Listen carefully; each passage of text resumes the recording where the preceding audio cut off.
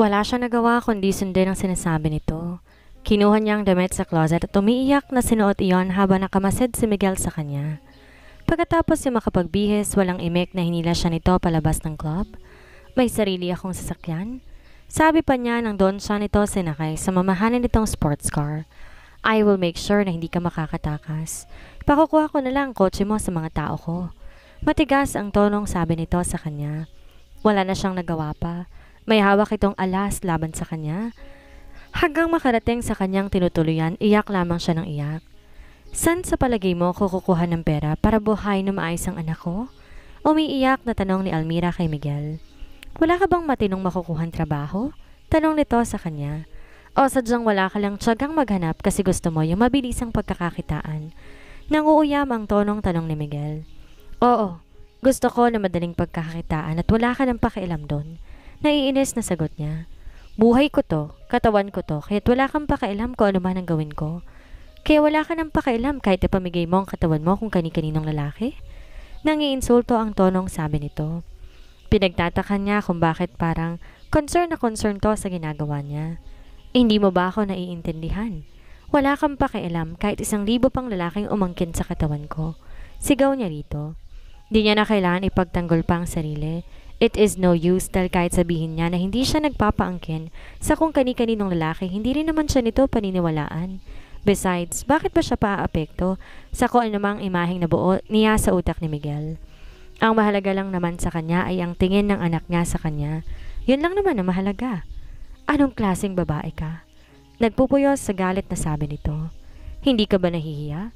Dala-dala mo rin ang reputasyon ni Alondra dahil iisang hulma ng mga mukha ninyo.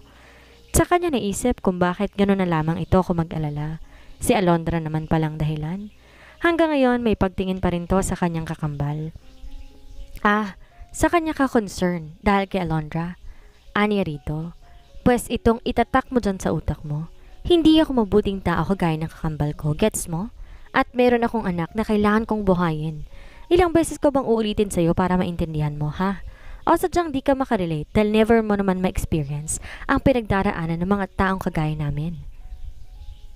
Huwag mong i-justify ang pagiging mahirap mo. Maraming mahirap ang nakakaraos sa araw-araw sa pamamagitan ng descending trabaho. Pwes hindi ako yon. Aniya rito. Mas lalo pang nagdilim ang mukha nito. Maya-maya'y napahinga na malalim. Ako ang magbibigay ng trabaho sa'yo and since ikaw na rin ang nagsabing okay lang sa'yong hindi descending trabaho, basta't malaki ang kita, ibibigay ko kung anong hinihiling mo. Ayoko magtrabaho sa'yo. Sigaw niya rito. Gaya ng sabi ko, makakarating kay Alondra at sa anak mo ang kalukuhan mong to. Nananakot na sabi nito. So mamili ka. Magtatrabaho ka sa akin o ipapaalam ko ang lihim mo. Natigilan siya. Napangisi si Miguel nang mabanaag sa mukha niya ang pagkatalo. Okay, pumapahig na ako. Pero anong trabaho ba? Sa tagiliran ng bahay, patagong nakikinig si Melinda. Kita sa mga mata nito ang curiosity habang pangisi-ngisi.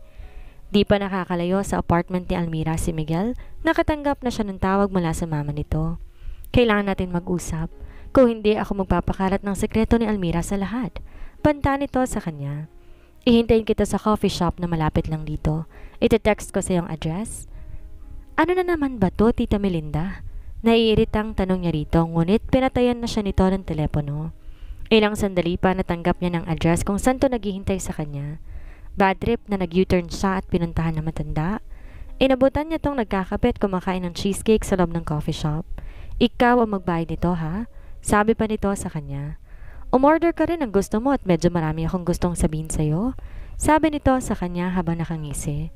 Type mo si Almira, no? Sumingkit ang mga mata niya. What makes you think na magugustuhan ko si Almira? Iritadong tanong niya rito at saka bumuntong hininga na malalim. Anyway, ano ba yung sasabihin mo? Wala akong time kaya't wag mo na akong paligoy-ligoy pa. Humagkikik ito. Bakit ba sungit mo sa akin ngayon, ha? Malay mo yung paayaw-ayaw mong yan kay Almira ka rin mapunta. Lalo pa nga't kamukhang kamukha siya ni Alondra. Hindi nakakatawa ang joke ninyo. Nakasimangot na sabi niya rito. Ano ba talagang sasabihin ninyo? Bigyan mo ako ng sustento buwan-buwan. 200,000 pesos. Demanding na sabi nito sa kanya. Hindi ho ako nasisiraan ng bait para gawin ko ho yan. Prangkang sabi niya rito. Bariya lang sa yung 200 pesos, hindi ba? Tumiim ang titig nito. Bale wala nga lang sa inyong magpakawala ng pera. Pero hindi nga ho ako tuuto para magpakawala ng pera kung wala naman akong pakikinabangan. Kahit pa sabihin ko sa'yo na isasambulat ko ang liham na Almira sa anak niya kapag hindi mo ako bibigyan ng sustento, pananakot nito. Paano niyong nagagawa yan sa sarili ninyong anak? Di makapaniwalang tanong niya rito. Ang tanong ko ang sagutin mo. Bibigyan mo ba ako ng sustento o eskandaluhin ko si Almira? Napailing siya at saka tumayo. I'm sorry pero hindi pa ako nababaliw para kumagat sa pananakot mo. Pagsisihan mo to. Pahabol nito sa kanya ngunit hindi niya na ito nilingon pa. Nagmamadali na siyang lumabas ng coffee shop. Habang pinapatakbo ang sasakyan, pinag-iisipan niya ang mga sinabi ng ina ni Almira. Damn! Nagmamadali siyang pinihit pabalik ang sasakyan doon sa coffee shop. Nakita niya lumuwag ang ngiti sa labi ng matanda nang makita na bumalik siya. Sinasabi ko na nga ba at hindi mo ako matitiis. Naglabas siya ng tseke, paunang bayad. Pagagawan ko ng kalusatan sa abogado kong kasunduan natin. Umaasa kung hindi yun naguguluhin ng mga anak ninyo. Ayoko rin na makarating pa sa ibang tungkol sa kasunduan natin to. Formal na pahayag niya rito. Of course naman. Ngising-ngising sabi pa nito habang nakamasid sinulat niyang halaga ng tseke. Madilim ang anyong iniabot niya iyon sa matanda. Tuwang-tuwa ito. Halos lumundag na nga sa tuwa. Kaya naman favorite kita eh. Maaasahan ka talaga, Miguel. Hindi maaaring makarating kay Almira o kahit sino tungkol dito. Kung hindi, pakukulong ko kayo. Mukha ba akong di marunong tumupad sa usapan, ha Miguel? Hindi siya umimik. Mabilis niya na tong tinalikuran habang paulit-ulit na minumura ang sarili. Di niya alam ano nagtulak sa kanya para pumayag sa gusto nito. Kung tutuusin, wala namang mawawala sa kanya. Sakali mang ikaalat itong tungkol kay Almira. Ngunit bakit waring may isang bahagi sa utak niya nagsasabi na kailangan niyang protektahan ng babaeng iyon? Wala nang nagawa pa si Almira nang sunduin sila ng tauhan ni Miguel. Mommy, lilipat na naman tayo ng bahay? Paulit-ulit na tanong ni Alexa sa kanya. Naipaliwanag niya na kagabi pa ang tungkol dito. Siyempre pa, edited version na ang kwento niya. Gusto mo na mas malaking bahay, hindi ba?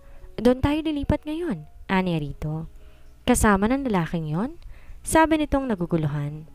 Boyfriend mo ba siya ha, mommy? Hindi ko siya boyfriend. Sa kanya lang ako magtatrabaho bilang secretary. Mas convenient kasi kung sa bahay na lang niya tayo titira. At least, makakatipid na tayo sa gastos. Mas magiging komportable ka pa. Kasi mas malaki yung bahay na lilipatan natin. Mabait pa siya, mommy? Baka masyado siyang strict. Nag-aalala lang sabi ni Alexa sa kanya. Gusto niya lang mapaiyak sa sitwasyon nila pero hindi niya yun po pwedeng ipakita kay Alexa. Hinamig niya to at sinandalang ulo sa kanyang dibdib. Basta ang isipin mo hanggat buhay ako, walang sino mang maaaring umapi sa'yo. Pagbibigay assurance niya rito. At gagawin kong lahat para mabigyan ka ng magandang kinabukasan. Ilang sandali pa nasa kondo na sila ni Miguel. Ina-assist siya ng tauhan nito paakyat sa elevator. Pinaghalo-halo ang kaba, ang inis at iritasyon na nararamdaman niya. Nasaan na nga ba ang tapang niya? Bakit siya pumapayag na makontrol ng lalaking yon? Dinala ng assistant nito ang kanilang mga gamit sa kanilang mga kwarto. Nang isnap ang mga mata ni Alexa at nawala ang pag-aalala sa mukha nito na makitang kwarto na nakatalaga para dito. Wow! Ang laki ng bed ko at saka may mga toys ako. Inikot pa nito ang buong kwartong nakatalaga para dito. Dinampot ng mga Barbie dolls na maayos na nakahanap sa isang malaking dollhouse. Mommy, dream kong magkaroon ng madaming ganito. Excited na sabi pa nito sa kanya. Hindi niya inaasahang pag-aaksaya ni Miguel na ayusin ang kwarto ni Alexa.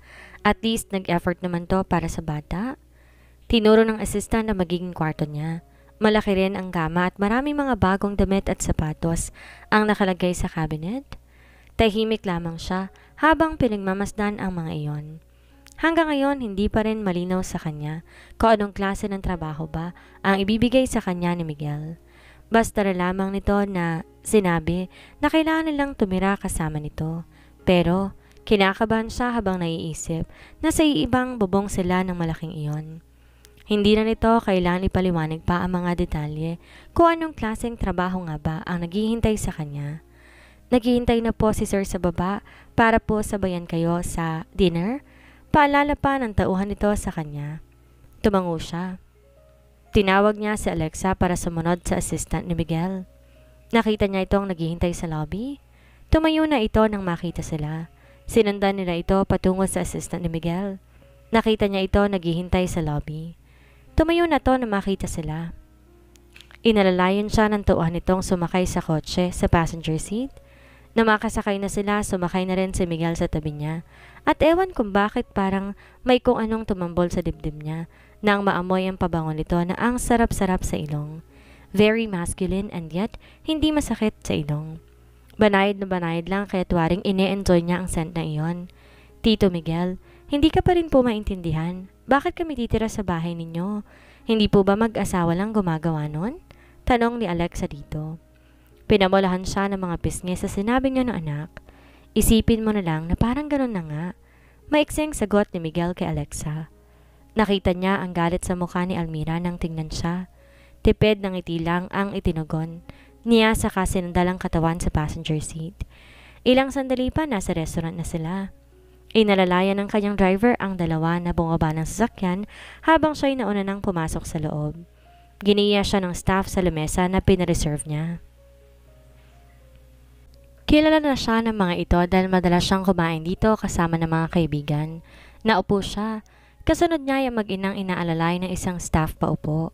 Si Almira giniya nitong maupo sa may tabi niya. Naalala niya ang pabango nito.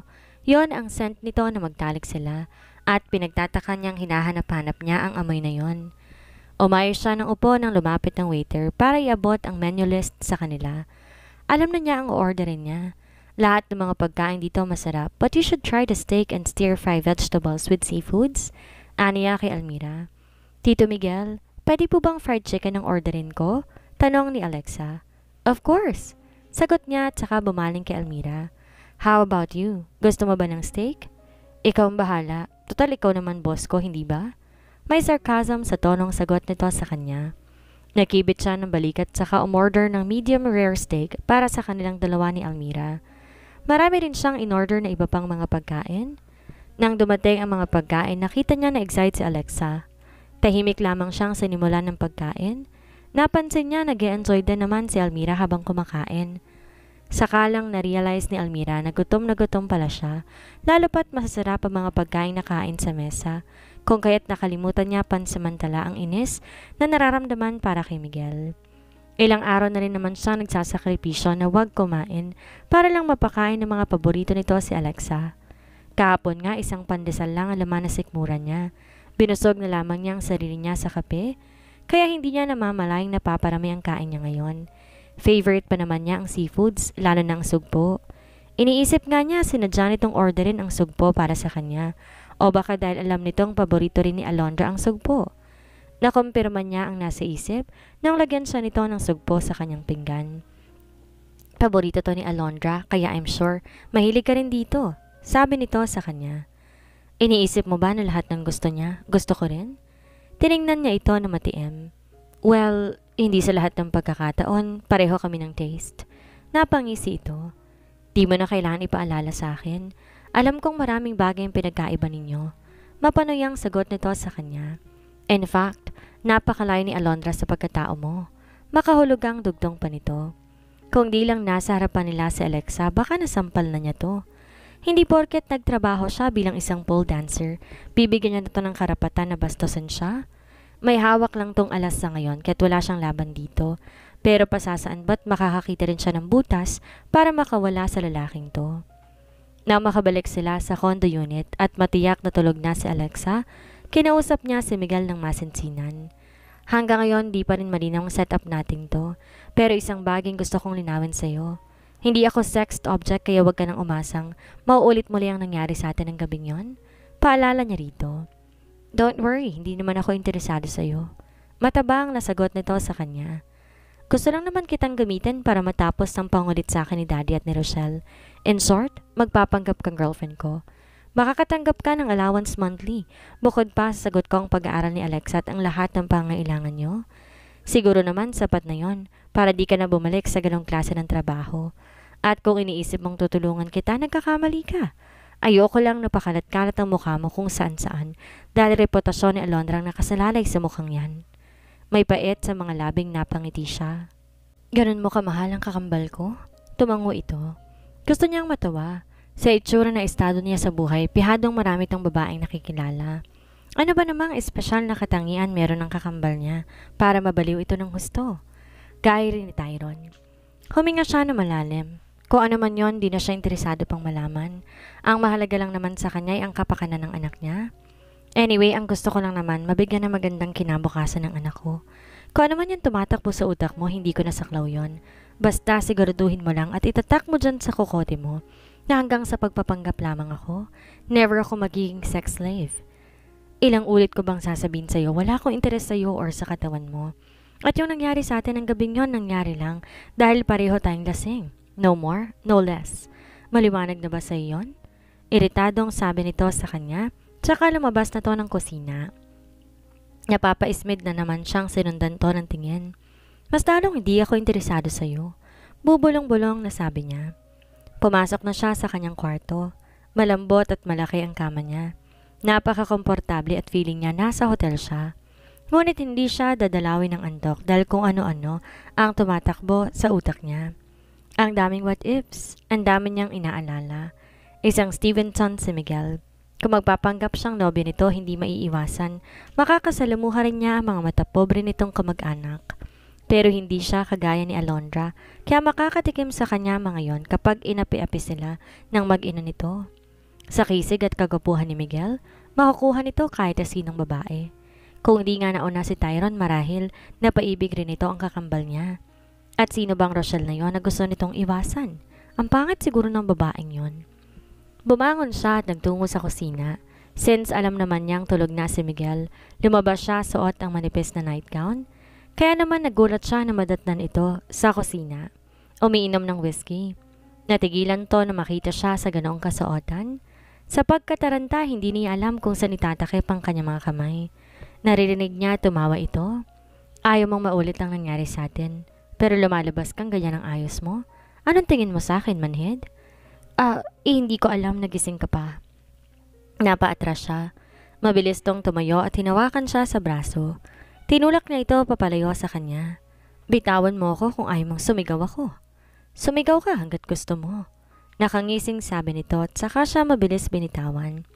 Pumasok ka na sa kwarto mo at huwag kang lalabas na nakasuot ng ganyan kanipis na pantulog. Kung ayaw mong gawin ko ang mga naisip ko ngayon habang nakikita kong katawan mo, pagalit na sabi nito sa kanya.